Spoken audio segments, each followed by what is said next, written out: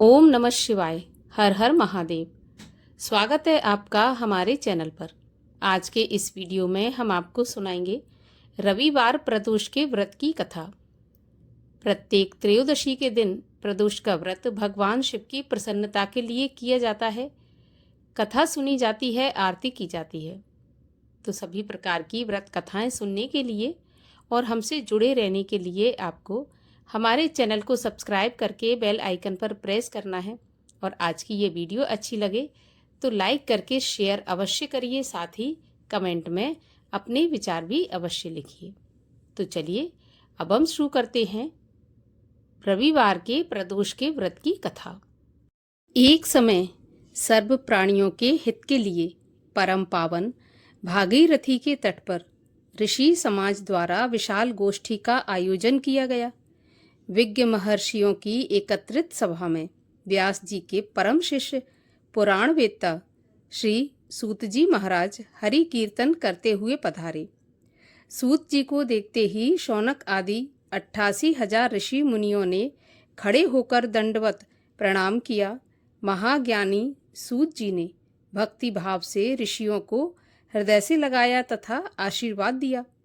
विद्वान ऋषिगण और सब शिष्य आसनों पर विराजमान हो गए।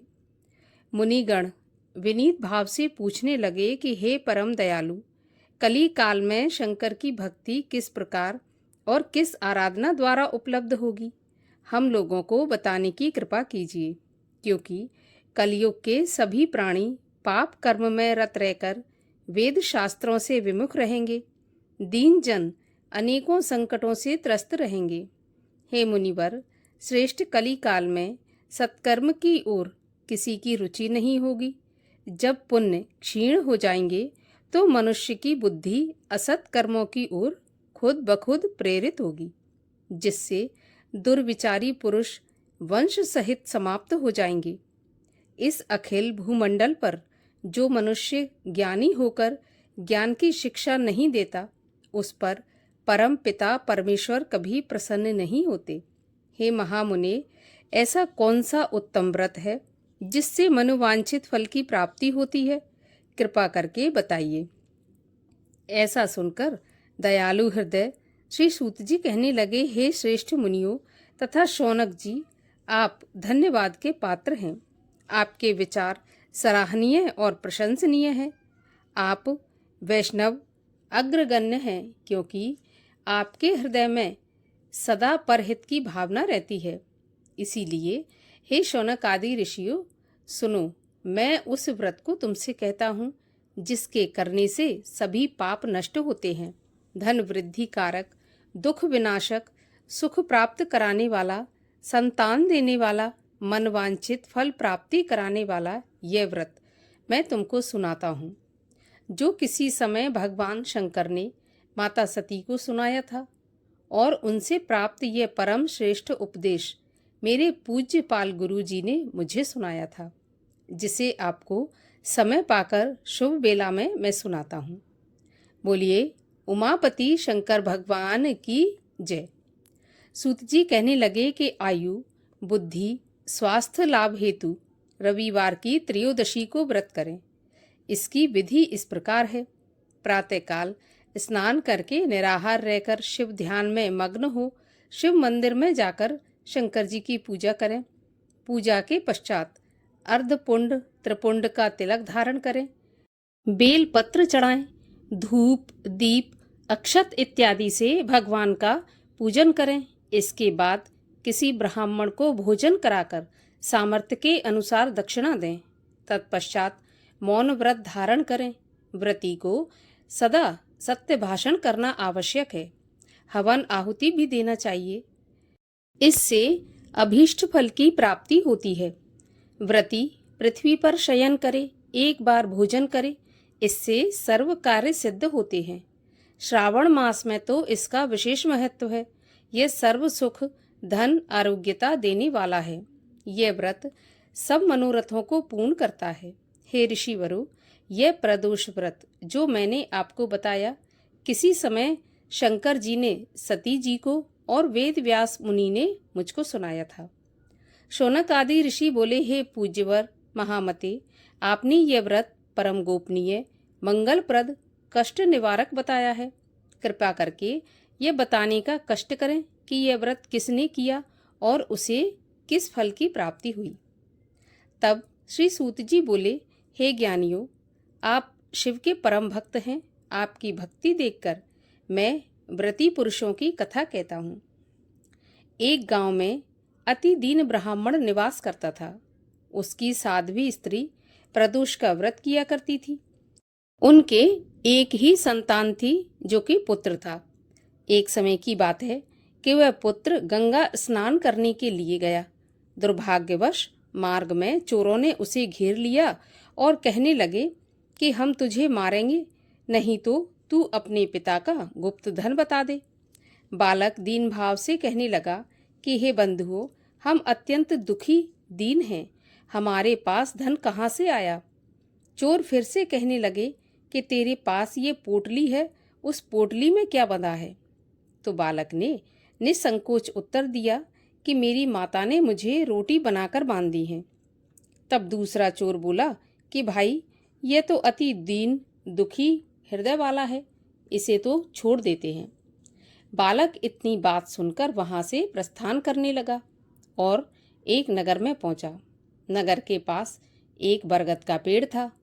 बालक वहां पर जाकर बैठ गया और थककर वृक्ष की छाया में सो गया।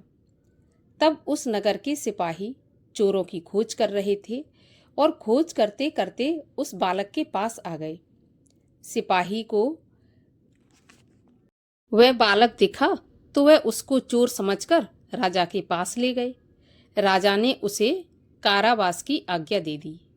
उधर बालक की माँ भगवान शंकर जी का प्रदोष का व्रत कर रही थी। उसी रात्रि को राजा को सपना हुआ कि वह बालक चोर नहीं है। प्रातःकाल उसे छोड़ देना, नहीं तो तेरा सारा वैभव और राज्य नष्ट हो जाएगा। रात्रि समाप्त होने पर राजा ने उस बालक से सारा वृत्तांत पूछा तो बालक ने सारा वृत्तांत कह सुनाया। सारा वृत्तांत सुनकर राजा ने सिपाही भेजकर बालक के माता पिता को पकड़वा कर बुला लिया। जब उस बालक के माता पिता ने अपने बालक को राजा के यहाँ पर देखा तो वह डरने लगे और भय से कांपने लगे। तब राजा ने उन्हें भयभीत देखकर कहा कि देखो, तुम डरो नहीं, तुम्हारा बालक निर्दोष है। हम तुम्हारी दरिद्रता को देखकर तुम्हें 5 गांव दान में देते हैं। भगवान शिव की कृपा से ब्राह्मण को 5 गांव दान में मिले, जिससे ब्राह्मण का समय सुखपूर्वक व्यतीत होने लगा। इस प्रकार जो भी कोई इस व्रत को करता है उसे सदा आनंद की प्राप्ति होती है और भगवान शिव की कृपा से उनके सारे कष्ट दूर हो जाते हैं, जैसे इस ब्राह्मण का कष्ट भगवान शिव ने दूर किया। जो भी इस कथा को पढ़ता है या सुनता है उसके सभी कष्ट दूर होकर सभी मनोकामनाएं पूर्ण होती हैं। बोलिए शंकर भगवान की जय। आइए अब सुनते हैं भगवान शिव की आरती। ओम जय शिव ओमकारा, स्वामी हर शिव ओमकारा, ब्रह्मा विष्णु सदा शिव अर्धांगी धारा। ओम जय शिव ओमकारा, एकानन चतुरानन पंचानन राजे, हंसासन गरुड़ासन वृषवाहन साजे। ओम जय शिव ओमकारा, 2 भुज 4 चतुर्भुज 10 भुज ते सोहे, तीनों रूप निरखता त्रिभुवन जन मोहे। ओम जय शिव ओमकारा, अक्षमाला वनमाला मुंडमाला धारी, चंदन मृग मद सोहे, भोले शुभकारी। ओम जय शिव ओमकारा, श्वेतांबर पीतांबर बाघांबर अंगे सनकादिक ब्रह्मादिक भूतादिक संगे। ओम जय शिव ओमकारा करके मध्य कमंडल चक्र त्रिशूल धरता जग हरता जग करता जग पालन करता। ओम जय शिव ओमकारा ब्रह्मा विष्णु सदा शिव जानत अविवेका प्रणवाक्षर के मध्य ये तीनों एका। ओम जय शिव ओमकारा त्रिगुण शिव जी की आरती जो कोई जन गावे। अहत शिवानंद स्वामी सुख संपत्ति पावे। ओम जय शिव ओमकारा। बोलिए शंकर भगवान की जय, बोलिए महादेव की जय।